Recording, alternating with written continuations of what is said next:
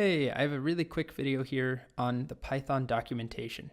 So we've already been to the Python site to install Python, but if you ever have questions or you want to learn more about something I'm showing you, you can go back to python.org and go to documentation.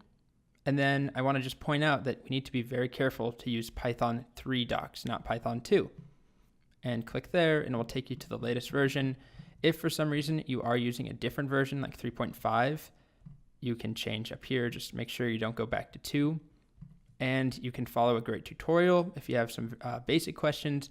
But if you have a question about something like, let's say one of the built-in functions like print. If we find print over here, you can just do a search as well. This will give you details about how print works. So it tells you how to use it.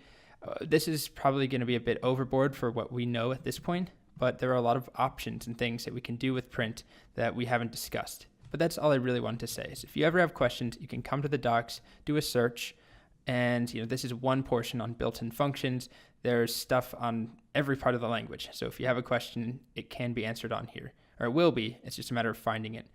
Also, if you do Google things, like let's say you have a question about Python strings and you Google it, a lot of times the top results are using the 2.7 or 2 point something documentation, because they've been around longer, more people have clicked on them because it's been around longer, so they're often indexed higher. Just be conscious of that. Usually Python 3 docs are right behind.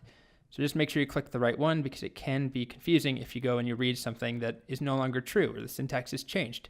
So just be careful. With that said, you don't need to go out and read the docs start to finish at this point. If you'd like, I highly recommend their beginner tutorial. But in this course, I will point out the docs and show you the things that I think are most useful as we progress. All right,